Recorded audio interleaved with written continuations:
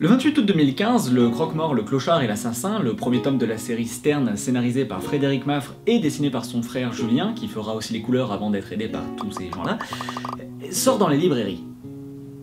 C'est ça qui sort dans les librairies, on est d'accord. Stern, c'est le nom de famille de notre personnage principal, Elia Stern, croque-mort de profession dans un petit canton du Kansas. Alors qu'il mène une vie calme, on va lui demander de s'improviser illégalement médecin légiste lorsqu'on lui amène le corps d'un homme retrouvé mort dans un bordel. Grâce à l'autopsie, il se rend compte que la mort n'est pas naturelle et va rapidement se retrouver dans un tourbillon de problèmes. Ça, c'est le postulat du premier tome, qui décide de s'intéresser en surface au personnage de Stern pour mieux nous présenter le décor et l'atmosphère ambiante dans lesquelles il traîne. Stern, c'est le regard d'un homme introverti sur la réalité de l'Amérique de 1880. Les auteurs dessinent le quotidien de villageois sans histoire, du moins par leurs apparences, puisque rien que dans ce premier tome, on remarque rapidement que la conquête de l'Ouest est la source de tous les problèmes, même ceux d'un petit canton. Le ton est rapidement donné d'ailleurs, puisque les premières pages du premier tome mettent en scène le massacre de Lawrence dans le comté de Douglas, un massacre dans lequel on peut voir un enfant, regarder un enfant, voir sa mère mourir devant ses yeux. Ouais.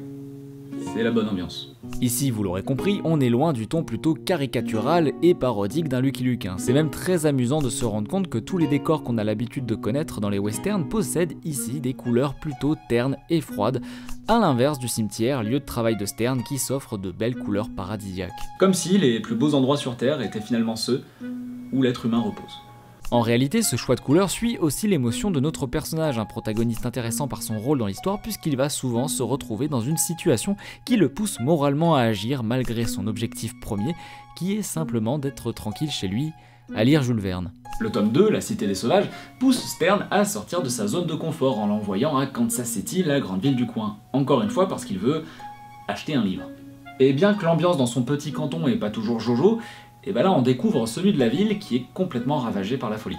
Par ailleurs, la couverture du tome image très bien cette idée avec cet empilement de corps tous prêts à se mettre sur la tronche, affichant l'étroitement des fameuses grandes villes où pour survivre, il faut se marcher dessus.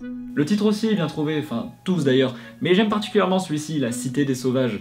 Une sorte d'oxymore, puisque l'idée même de la civilisation est justement d'aller à l'encontre de la sauvagerie. Normalement. Pour en revenir à Stern, tout le long de la saga, on en sait très peu sur ses origines.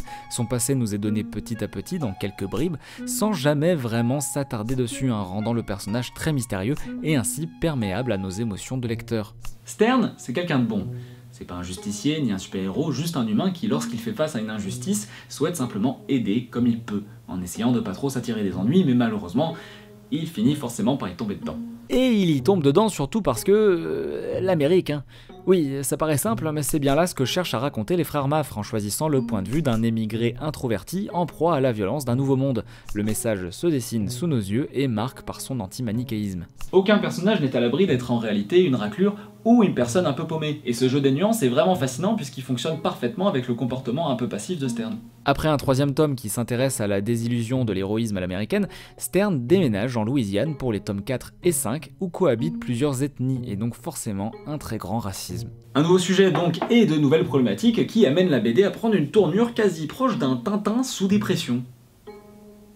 Oui, ça peut paraître étrange mais c'est vraiment le ressenti. Bon, je l'ai répété plusieurs fois, mais Stern, c'est une BD plutôt dure dans ses finalités.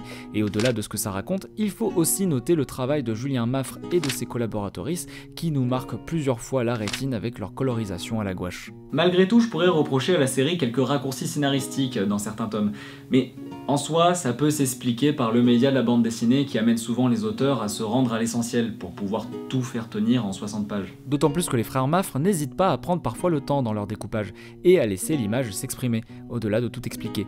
Ce qui est plutôt notable quand on connaît la fâcheuse habitude de certains autoristes à avoir la bulle plutôt facile. Stern compte à ce jour 5 tomes, tous chez Dargaud, et la série suit doucement son cours sans forcément exploser dans ses ventes. C'est pourquoi je vous recommande chaudement de vous tenter à sa lecture, rien que pour soutenir une vision du western à la française.